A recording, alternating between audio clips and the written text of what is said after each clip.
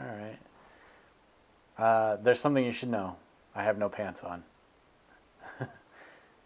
What I mean by that is I have shorts on.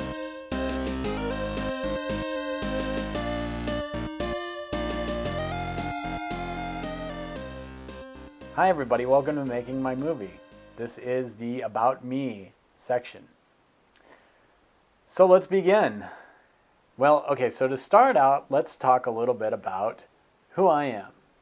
I'm going to call myself Pinocchio and Star Wars. Well, what does that mean?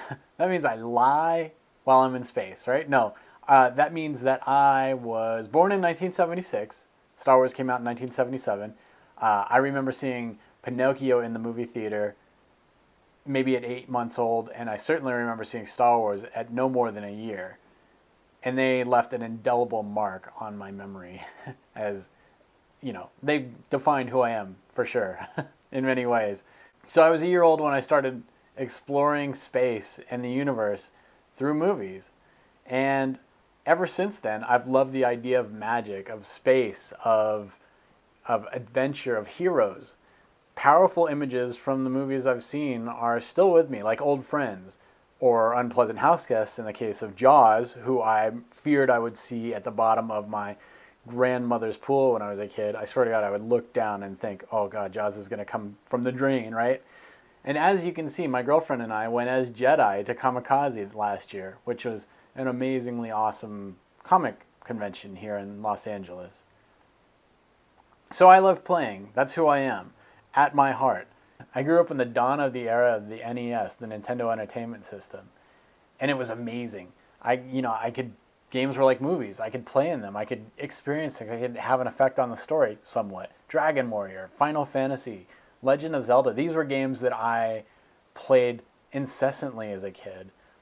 And I love movies. I remember in 1989 when Batman came out, I went bat crazy. I had trading cards. I had posters. I had the official magazine, the comic book adaptation, the soundtrack. I didn't have the soundtrack. I don't know about that.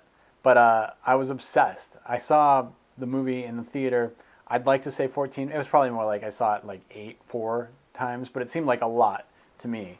I know when I got it on VHS, I watched it over and over again, specifically to the point so that I could learn the lines of the movie. I mean, that's crazy. Oh, I got a live one here. But I loved it. I mean, I wanted to be in that world.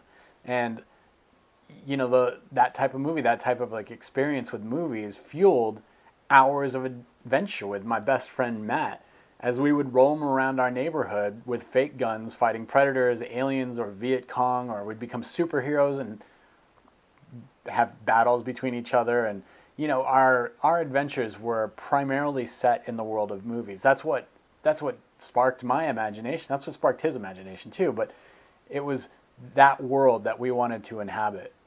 To this day, I'm happiest when my imagination is engaged, when I'm on the cusp of another world. And that happens for me in a bunch of different ways, but one of the ways that's really cool is something I'm working on for this series, which I'm just going to let you take a brief glimpse at right now. See that?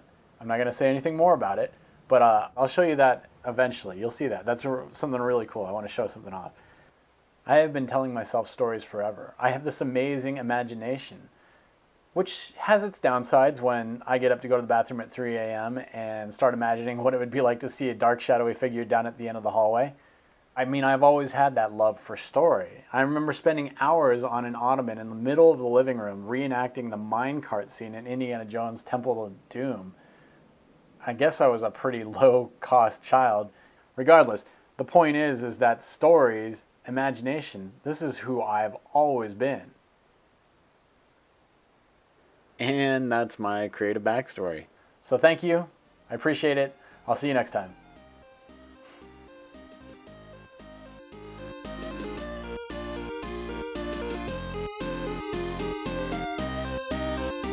I grew up in the era of the dawn of the Nintendo Entertainment System, the NES, and that was amazing.